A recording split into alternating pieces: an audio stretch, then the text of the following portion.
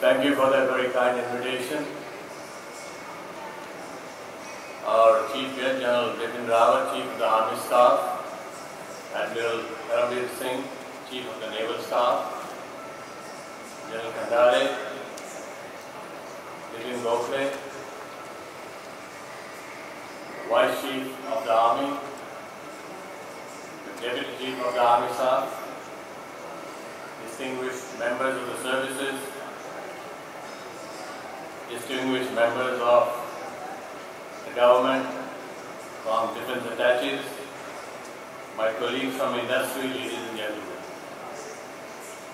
At the outset, I should take this opportunity to compliment Nitin and his team at Bharat Shakti and at Strategic News International for their very stellar work in coverage and reportage of the right information and news from sensitive areas.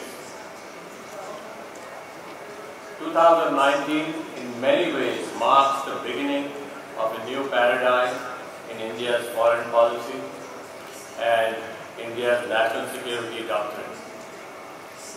With India reinforcing its faith in the Narendra Modi administration, the government has quickly demonstrated its willingness to take bold and decisive decisions and measures on all three fronts, for the political, diplomatic and economic front. Post the Pulwama response to our neighbors, the abrogation of Article 370 are examples of such bold measures which took everyone by surprise. But considering the multitude of sensitivities involved in executing such measures, I should truly commend the resolve, strategic thinking, fortitude and executionary prowess exhibited by armed forces, particularly the Indian Army in Kashmir under the stewardship of General Bipin Rawat, our National Security Advisor, and of course the Prime Minister himself. General Rawat and Admiral Singh, I take this opportunity through this platform to convey my respect and salute to you and the entire armed forces. I am sure the same sentiment echoes not merely in those present in this audience, but throughout the whole nation. Moving on another dimension, I should also acknowledge this government's yet another bold measure which took everyone in the business community by surprise. The corporate tax reform. Overnight, India has now all of a sudden become one of the most competitive manufacturing destinations in the world.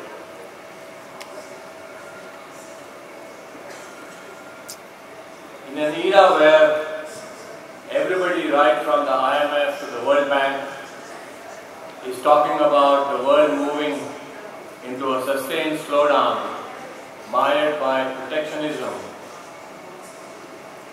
rising trade tariffs, the decision to reduce corporate taxes provides a significant boost to encourage private investments in the country. Primary objective of the government is, of course, to improve the investor sentiment and kick in a sustained virtuous cycle of private and foreign investments in India to create the economic growth that we very badly need.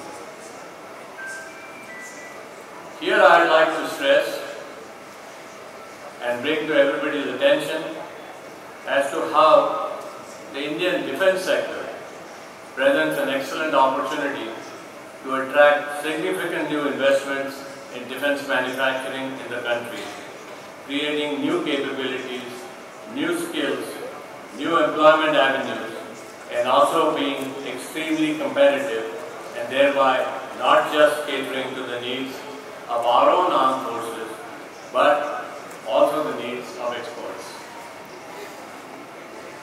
The Honorable Prime Minister Sri Narendra Modi has strongly emphasized to make India self-reliant in defense and aerospace.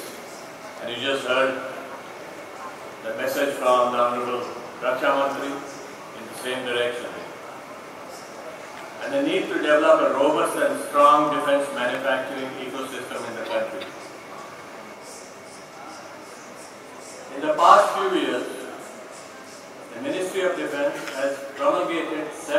policy initiatives to create a robust defense sector in India by way of facilitating India's private industry participation as system integrators and platform integrators at par with ordnance factories and defense public sector undertakings.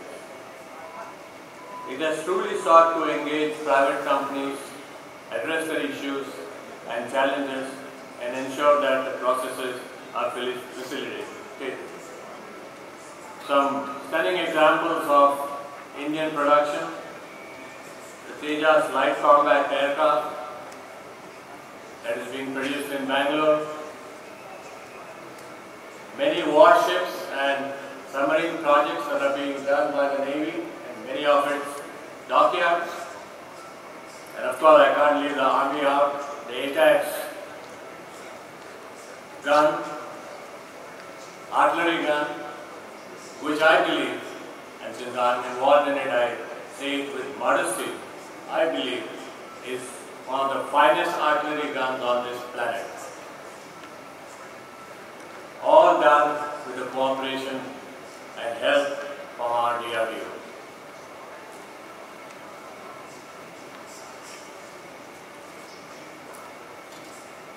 We are beginning to see, since this conference is dedicated to cooperation, we are beginning to see tremendously large amount of, call it inquiries, call it interest, from many foreign countries, which we otherwise never saw in the last many years. And this change has only happened in the last 2 years. Even countries like the United States are beginning to ask companies in India whether we can supply components for artillery products. Many countries in the Southeast Asian region are asking for the same. And I think a good cooperation between Indian industry, both private and public, our effort from the defense attaches in several diplomatic missions can really convert this into a major opportunity for Indian industry. This reminds me of a little story that I would like to tell you. How cooperation can create a superpower. Everybody assumes that the United States became a superpower by, of course, everything that they did and the technology that they got.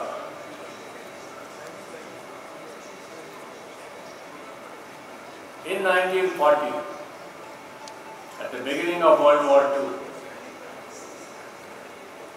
when the axis of evil, so-called, which was Germany, Italy and Japan, I guess, fought against England and France. England and France very quickly ran out of military hardware, ran out of weapons, ran out of aircraft, ran out of artillery pieces.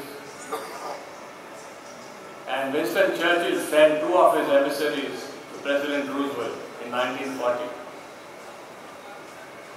saying we would like to buy X amount of things from you. This is all, by the way, written down in a book, a factual history book, which I will talk about. But between 1940 and the middle of 1944, in 4.5 years, America produced 324,750 fighter aircraft. Please remember this number, 324,750 fighter aircraft. 141 aircraft carriers, 8 battleships, 257 artillery pieces, 807 cruisers, destroyers and destroyer escorts, 88,410 tanks and self-propelled guns, 52 million tons of merchant shipping, 203 submarines, 2.4 million trucks, 2.6 million machine guns. And this was done by President Roosevelt calling two gentlemen. Name of one was Bill Cunson. He was the general manager of President of General Motors Company, guy making automobiles. Another one was Henry Kaiser in California, who was making merchant ships, 10 per year or something like that. These two people were drafted by President Roosevelt, and they were asked to create a war machine. And not for America, but for supplying to England and France, who were paying by cash. And in those 4.5 years, France and England bought $185 billion worth of these goods. In today's terms, this is about $2.7 trillion. It's almost equivalent to our GDP. And that is what made America a superpower. Of course, it also ended with the execution of Project Manhattan around that time. And all this was done by the private sector in America. All this was done by people making automotive components, people making refrigerators, people making all kinds of things. And these two gentlemen worked for President Roosevelt for 5 years on $1 a day as their nationalistic contribution to the United States. And I think we all have in this country similar capability. This country can also rise to the same level, maybe even do it better. And with these few words, I'd like to thank Nitin for this opportunity. Jai Hind.